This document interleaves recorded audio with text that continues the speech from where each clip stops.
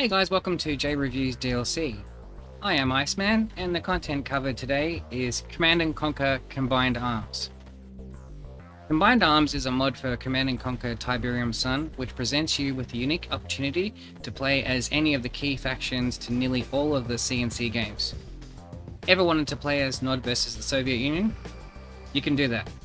Wanted to play as the Skrin from CNC 3 against the Allies? You can do that too. This mod opens up so much options that it's all just a really fun experience overall. Top that off with it all happening in the lower resolution 2D graphics common to Tiberium Sun, and you're in for a real treat with this one. The story to this mod starts off in the timeline of Red Alert, with you initially playing as the Allies. Things seem all normal at first, but then towards the end of the first mission, the Skrin shows up mysteriously, setting off further incursions by them and other factions common to the other games in the CNC series. With factions like Nod, GDI, Soviets, Skrin, and the Allies all getting unique chapters of the overall campaign dedicated to them, so if there is a faction that you prefer in the games, then you'll get a fair few missions with them as the story progresses via the missions and chapters on offer with this mod. So, as mentioned, the primary main change with this mod is being able to play as any of the key factions from the baseline Command & Conquer games of Nod, GDI, and Skrin, and the factions from the Red Alert series of the Allies and Soviets. Units on offer is generally the main units you had access to in the respective games. In the final chapter, Chapter 7, you even get some elements from the Command & Conquer Generals games, though only to a small extent, with access to Overlord tanks and a couple of other units that were common in Command & Conquer Generals. The campaign structure to it all is played out through an initial prologue chapter of 4 missions, and then 7 much longer chapters which progress the story. There is simply too much to go through to cover it all, but the basics is around Kane, the leader of Nod's attempts to take control of the Skrin homeland and dominate the entire galaxy. The type of missions varies from the standard defeat all enemy base types to needing to capture or destroy a specific building, or the really fun ones where you have a small amount of troops tasked with achieving or doing something. If I was to pick some favourites, I'd have to say the final mission of the Allied campaign called Machinations, as it was quite fun and challenging to complete, but felt worthy of a final mission in a chapter. The 4th mission from that chapter, called Containment, rates high for me as well.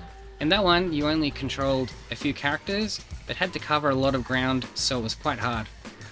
Much later on in the 6th chapter is one called Illumination, where you actually get to control Kane, plus a few cyborg units that have teleportation abilities. Quite cool, being able to teleport through walls. Not a hard one, but a fun mission to play. Plus actually getting to control Kane for once was pretty awesome. Difficulty level wise, this is all over the place in this mod, especially if you go into it expecting a level of difficulty equivalent to the original games. I went into the first few chapters playing in quotations normal difficulty and found it to be a significant challenge from the get-go, primarily down to a near constant level of reinforcements that the computer gets at normal and higher difficulties. I was later contacted by one of the mod's developers who advised me that challenge level is one level higher in this one compared to the official games. So for example, normal is really hard is really brutal, and easy is more like normal mode. With that in mind, the later chapters I played all the way in this one on easy mode, and had a much better time of it. So bear that in mind if you do play this mod. I will note that playing on easy in some of the later chapters got a little too easy, with the computer not offering much of a challenge. So overall, the difficulty level in this mod ranges majorly from chapter to chapter, and sometimes mission to mission.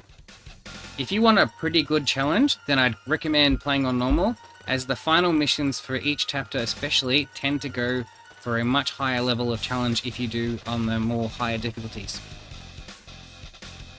Bugs-wise, I can't really recall any major ones happening during my playthrough, nothing game-breaking or anything. There was reports by the developers of the mod who have noted that there is some bugs with the older missions, but as I'd already played through them by the point of this playthrough, I'm not sure if they still have bugs in them or not. For my overall opinion of Combined Arms, I think it's an absolutely fantastic piece of work that offers a really cool take on the CNC formula with quite unique gameplay on offer, And with 7 chapters worth of missions to play through, you're on for quite the undertaking, if you take on all the chapters. I had an absolute ball of fun playing through it all. And that concludes my review of Combined Arms for Command & Conquer Tiberium Sun. If you've enjoyed this video and would like to see more videos in this series, be sure to hit the subscribe button, and also just check out my channel for further videos and you'll find out what else is available.